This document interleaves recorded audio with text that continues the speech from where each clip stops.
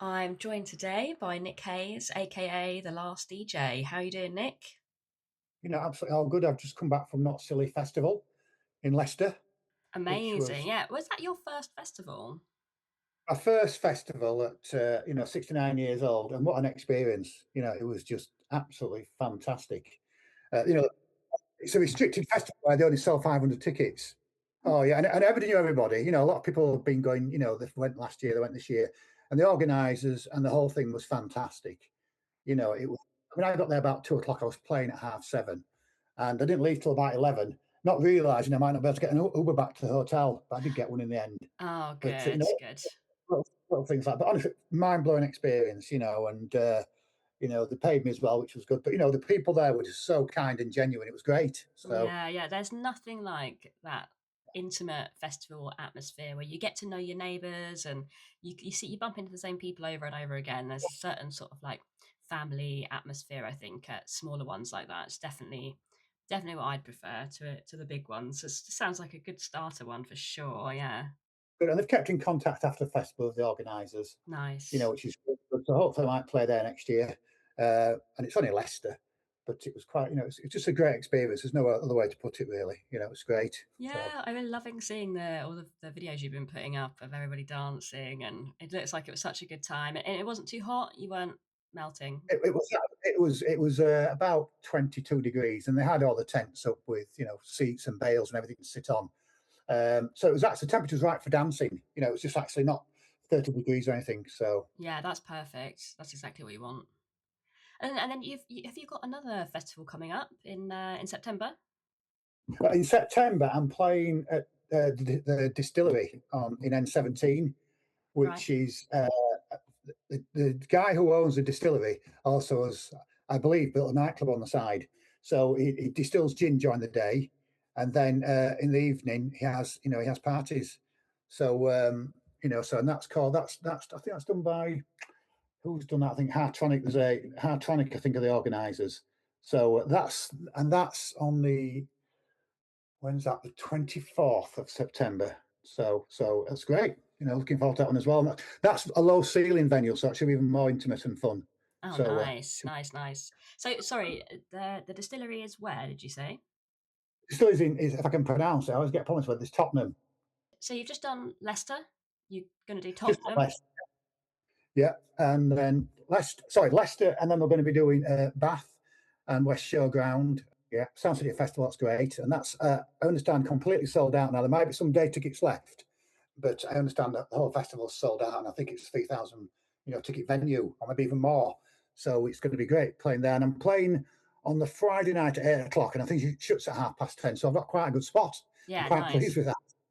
Yeah, nice, nice. I know we were talking about it before we started, but yeah, it's a good venue for it to be moved from. If it was supposed to be in Gloucester before, it's a great spot for a party. I know they used to do NASFest down there. It should be great. The facilities there will be a lot better for people, and I don't know how they managed to do it, but it said on the email I got that they'll be doing it next year as well there.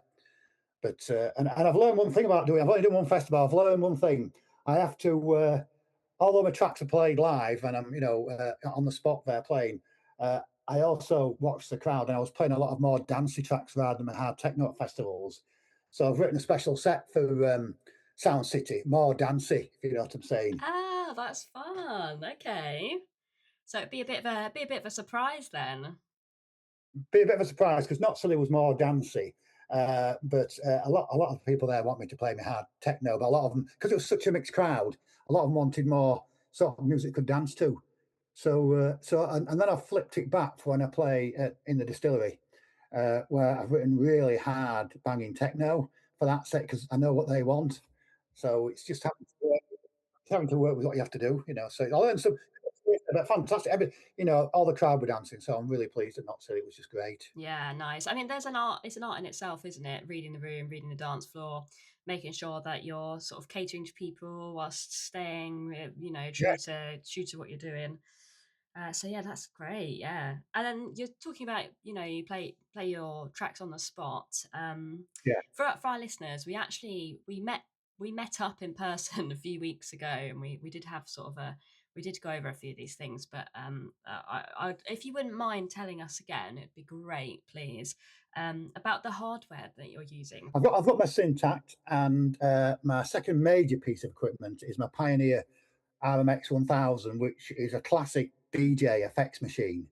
So you can have anything from echo to noise to cut off filters, and then connected to that, I also have a Teenage Engineering Sidekick mixer as well, which has only just been released.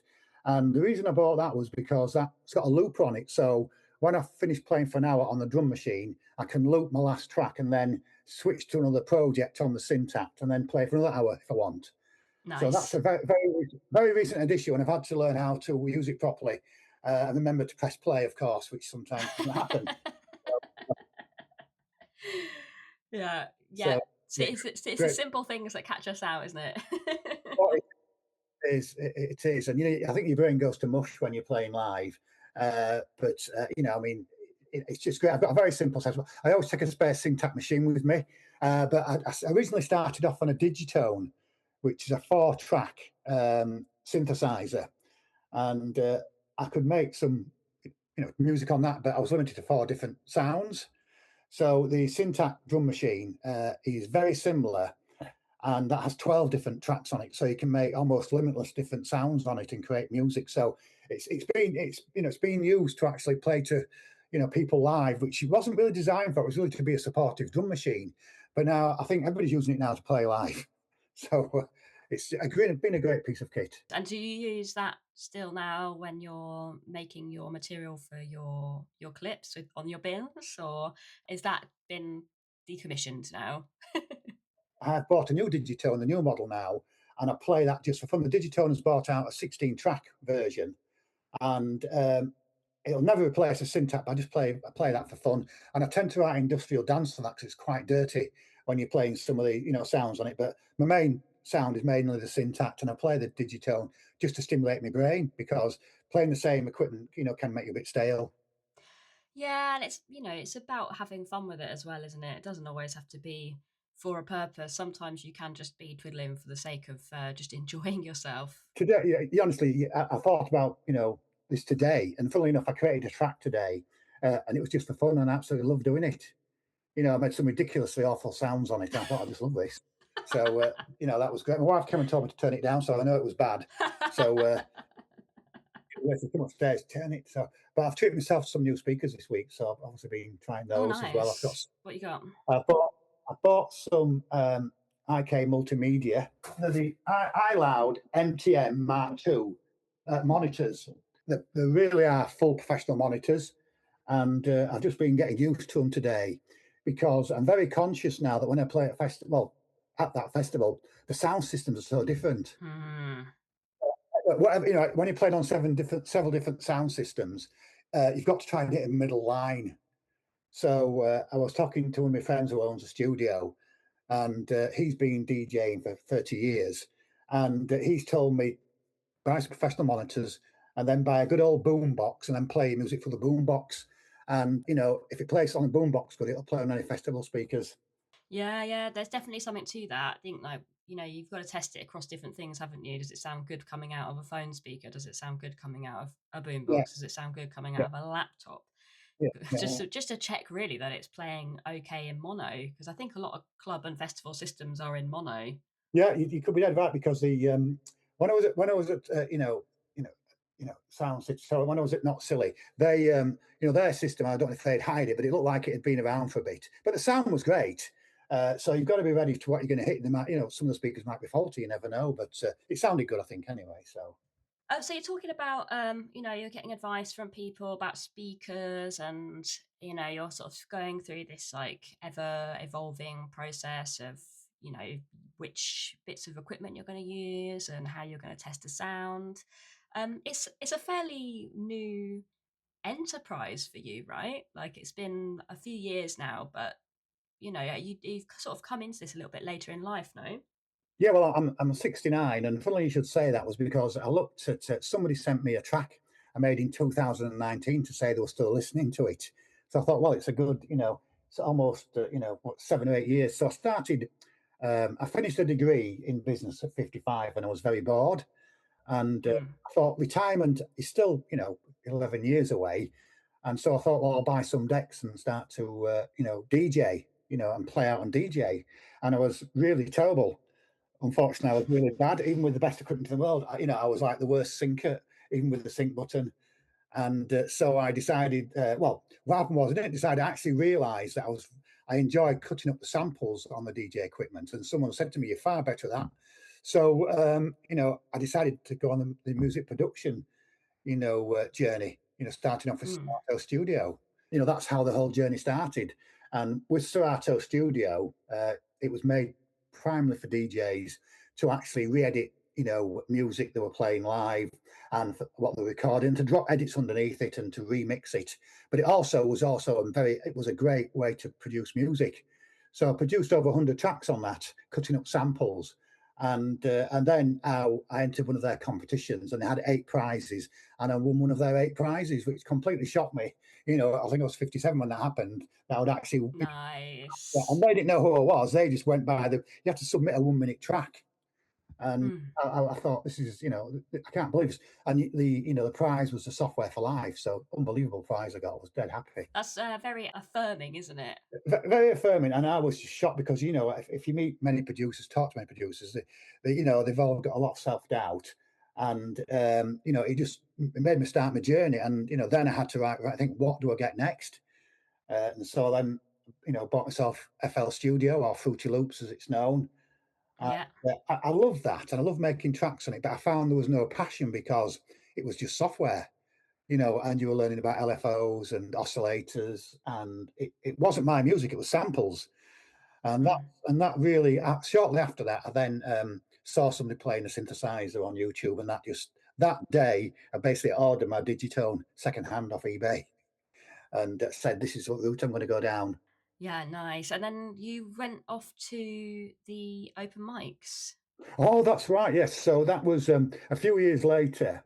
Um, after I had some notoriety or some popularity on YouTube, I was sorry, on YouTube and on Instagram. I was actually looking at Facebook that day, and an email popped up, electronic music open mic, and there was one in Wakefield, and I couldn't believe it because I live in Wakefield, and I contacted them, and they were insistent that I came down and played. They said, going to come down on Thursday night and play, and I said no, because it's a long time since I've done anything like this. And so I went down to I think it was in the Hop in Wakefield, and there was about 30 people there. And literally 3 months later, I played my first set live there, and I absolutely loved it. So EMOM's, electronic music open mic, has got a lot to answer for because it was just a fantastic journey. And then I started to get offers to play, obviously, in venues, so I had to learn to play live. Yeah, very nice. And that was that from networking at the EMOMs that you started to get the gigs, or was that through online networking, or? That was basically the social media side with Instagram and my following, my followers going, so quickly. And then on my followers, on Facebook, Instagram, TikTok, YouTube, all spiraled at the same time. Effectively, all grew at the same time. And so I'd say that, Instagram is where all the offers came from. Somebody said to me, "Oh, can you come and play at Rejuvenation in Leeds?" So that was really my first, real test, in front of 2,000 people in a warehouse. Wow, You know, that's amazing. 2,000 people. I think there was actually 4,000 there altogether. Oh my word.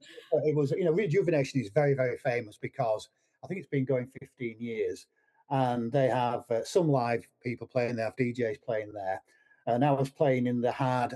I think it was what they call the hard, well, the hardware system, like in a basically in the warehouse, which was dark and dingy with a massive sound system in it. So it was just great, really. And you can swap between when people Perfect. go about, and it gets fully booked over. And Leeds is only just up the road for me. But what happened then was, just when I agreed to play that, um, I then got an offer to play the Jazz Cafe.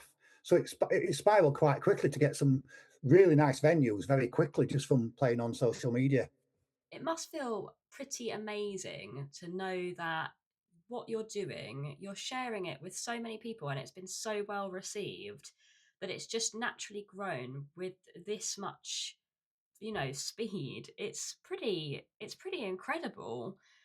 It's really I really it's commendable, honestly. It's so cool. Do you have any sort of like advice for people that are, starting out or in a position where they're kind of Yeah. doubtful of themselves about it? Well, I mean, I can give you some, true life stories really, because at the Emon Club, one of the people there, he was playing in Leeds with me, and it was the first time I'd ever played live, and he was so nervous he actually sat down, to sit down and play his music, which was absolutely fantastic. I'd say the guy was, in his 40s, and it was his first, venture out. And now I'm playing a venue with him in November in Manchester, and the venue picked him, direct, saying they want him to play on the venue. So I can't believe he's come along so long. So it just shows you from my first ever, playing live, you can become a working artist. So it's fantastic news. When they told me in secret they were going to invite him to play, so I didn't say anything when he found out and told me that it was. I said, well, guess what? I'm playing on the same venue, so I was pleased.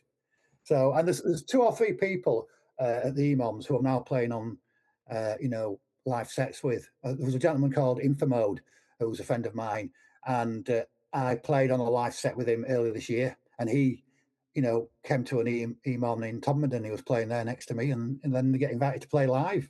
So just great. It can happen very quickly. Yeah, yeah. I suppose you've just got to put yourself out there, haven't you? You've just got to get on with it. That's my, that's sort of, my message. Get on with it, and don't worry about anything. Just do it and enjoy. Obviously, try to enjoy yourself. But there are so many people who, at the EMOMs I go to, because there's Leeds, Bradford, there's Todmorden. Uh, there's a lot of people there, and suddenly I see them on, playing venues and getting paid for it. So I think it's fantastic. Yeah, gosh, I mean, I even when we saw each other last, there was a chap in the venue that was talking about there's actually one local to where we're based in Frome I had no idea about, and I've realised there's one over in Wells. There are EMOMs all over the place. Yeah, well, a guy called Martin Christie started it all. I don't know how long ago it was, and he started it off, and then it just really went, nationwide, worldwide for it. So, Yeah, I we're mean, all I imagine there's definitely a massive audience for it or a massive need for it. I mean, we've had your ordinary open mics since time gone by. There's got to be somewhere for electronic artists to come and showcase and network and also just practice playing in front of people. That's it. And I mean, I go to mine. We're going to hopefully have one in Leeds at Leeds Urban Bike Park. So when we play that one, we can watch everybody fall off the bikes outside, which is funny. Well, it's even funny because my friend, he's an avid mountain biker. He's in his 50s. And when I finished playing my set, I had to go outside and video him riding on his bike up and down. And after 15 minutes, he couldn't do it anymore. So we had to stop, and then he had to get back on it again. So, he's an avid, mountain biker, and just loves all the side of it. And he came to watch me play, videoed me, and then was outside falling off his bike for the rest of the evening. So it was just a great thing to do. It was good. You came over to Frome a few weeks ago. Yeah. I mean, was it weeks? I mean, it's probably a couple of months now, right? What are we in now? The end, mid August? Yeah, mid-August. Yeah, it was great. I loved it. I loved the journey. I loved everything. Yeah. I enjoyed it. I love meeting you and obviously the team. And one thing I'll say was when I played on that set, there was somebody there. I can't remember his name, and he had two. I think TD303 acid machines, and he absolutely blew me away. It was so good, and I just sat and watched him played. I think he played just before me, but for me, it was just like fantastic. The tunnels was fantastic. It was just a great evening for me. Apart from the fact I got to play, but I also got to meet some, great people as well. Yeah, it's a really good little scene down there. It's a really really nice bunch of people. I mean, it was so unbelievably hot when you played. It was It it was, was insane. It was an inferno, but you know what? People still dance, don't they? They come in and it was great. they're just like, we're doing it. It's like, this is too good. We're not going to waste this opportunity. We are going to dance. Oh, my twin sister came to see me from Bristol to play with her husband and with her son, and they'd just been for a curry, and they lasted about 15 minutes in that heat and went. So I said to her, she'd never have got a curry, but that's what they wanted to eat. So Yeah, maybe an ice cream. ice cream, yeah, that was great. But I did see them. I met with them before, and then they went for the curry, then came back, and I could just see how they were almost ready to pass out, but they had a great time. And Margaret, my twin's going to come and see me in London as well at the end of the year at Dublin Castle. That's on Camden, on Camden Road, not far from the Jazz Cafe. So I'm looking forward to that. At the end of November. Amazing. Yeah, be great.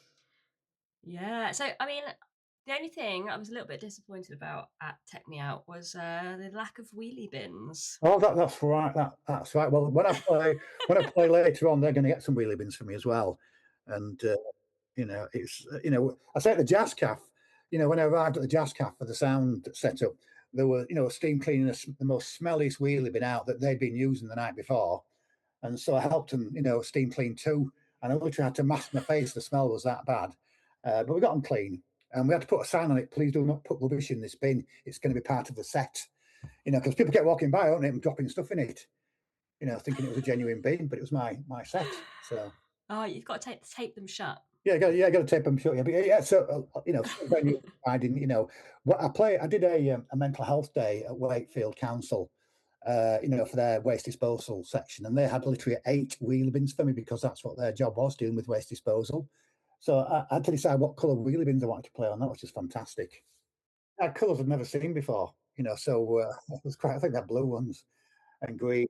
It has been seriously cracking me up. It's escalated so much on your social media. All of these crazy videos like wheelie bin races and Oh yeah, wheelie bins getting caught in floods yeah. and just all of these all of these videos. And then obviously you took the bins up a mountain. Oh, that was absolutely fantastic. That was 2 people, 4x4 UK tours, and that gentleman there specialises in taking people on tours wherever they want in 4x4s, and it shows people how to drive, 4x4s. And then in the same, in Keswick, there's also the, Sandbox Cafe, and they're friends. So I did a video, in their cafe because they, they have radio controlled dump trucks, so that people can come and play on the radio dump trucks and have a coffee. And then I went up the mountain, and that the UK tours, he takes people all over the world and inaccessible places so bands can play on tops of mountains. And so we had a couple of Cumbrian wheelie bins. I don't know where they were obtained from. But anyway, I think he's returned them. That's the main thing. But yeah, it was great. Up the mountain, it rained like mad, but it was fantastic. Oh, it's so cool that you were able to showcase your friend's business and open the situation up for other artists to perform in these beautiful locations. Um, could you tell us a little bit about the set that you put together for us? The set that I played at the tunnels, was specifically written for that, which was when I looked at what people played, it was all hard techno. There was 2 new tracks on there that seemed to have been well received. There was one called Zoom Boom, and there was one called Never. The track called Never, I was pursued by a few record companies when I played it on social media, but I just released it myself because I want to be in control of my own music. So it was all hard techno, and the tracks I played that night were more or less selected by people that gave me feedback and told me you need to play this track when you play live and this track. So, I look for feedback when I'm playing live and in sets, and people tell me That's that. I mean, that it's very handy. I mean, it kind of like it takes the pressure off a little bit having to try and read the room too much if the room have already told you what they want you to play. Yeah. After I played, I go and talk to people and have selfies. And one guy said to me, "You need to play, the last track upcycle at every single set because it's so hard and so banging and you can dance to it." So I always end on that track because I know it's about 8 minutes long and people get into the sound as well. So I do look for feedback as well. And when I was at Planet Not Silly, one guy shouted out, "This set's getting better and harder."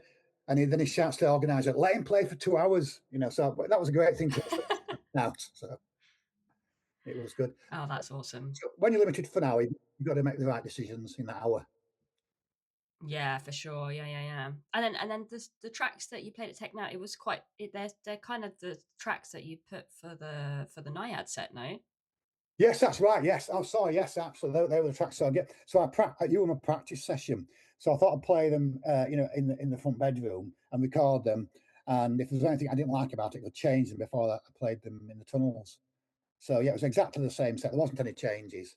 So and I really enjoyed doing that. So, but it was a great practice as well. Yeah, I'm really excited to share it with the listeners because it's kind of like it's like a moment in time from the gig, and we get to platform it. So that's really cool. Yeah. And then, do you want to give a little bit of background around the actual tunes on the set lists? What's the story behind the Well, tunes? Tracklist, I tried to read the dance floor, and about 3 or 4 months ago, only as recently as that, I decided to write for the dance floor as much as I possibly could. So like if people are paying, money to come and see me play, they want to dance at the same time. So I tend to think about, is this track suitable for the dance floor? And if it is, I include it in my set. If it's not, I will exclude it. But I've also got some very, very hard banging tracks. And I almost ask the audience permission before I go online and say, what do you want? Do you want hard banging tracks or do you want dance tracks? A lot of them just say hard banging tracks, to be honest. That's not what I Yeah, get. I mean that's what people love you for. Yeah. So, but it's interesting. Like festivals, they want more dancey, which I don't mind doing. I've written a brand new track yesterday afternoon, and that's called Rumark. And that's had some fantastic feedback on Instagram saying, where can I get this track at? So I put it on Bandcamp yesterday, but I'll release it probably in a couple of months' time. When I'm sort of ahead of my release schedule. Oh, wicked! So watch this space, basically. Yeah, watch this space. And I say it's all about feedback. I mean, I also have some melodic sets as well, which I'll occasionally drop an odd, track. And I've written a track called Ibiza, which is very, very dancey, but I would never play it in front of techno people because they'd probably like say, why are you doing that? So, but I enjoy playing, some music sometimes, that I like. I'd be curious to hear that. I mean, you never know what's going to happen. It can also depend a lot on the time of the day. You can begin with something a bit more melodic and a little lighter, and then you can sort of like progress it into, I'd be very curious to hear some of that Well, material. hopefully I can test it on you because when I played at the Jazz Cafe, I dropped one melodic track on there.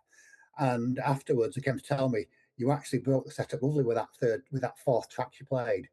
So it even surprised me. I just dropped it in and thought, well, I'm just going to do it. I'm going to lose. Yeah, nice. Yeah, it just adds the dynamic a little bit, That's it, maybe. right? But I mean, the best advice I got was at the Carlton Club in Manchester when they said to me when the feedback I got was, you started hard. Just that's the way to start. Don't build us up. Just go straight in. So I always go in full guns blazing and not save the best tracks to the end. And that's how I'll always play now. Thanks for taking the time to talk to me again today, Nick. It's been a pleasure as always. Oh, no problem. We're going to play your set now. It's been lovely chatting to you, and I hope to catch up with you again soon. Great. Well, this was the last DJ for Naiad Records, and I hope you enjoy the podcast.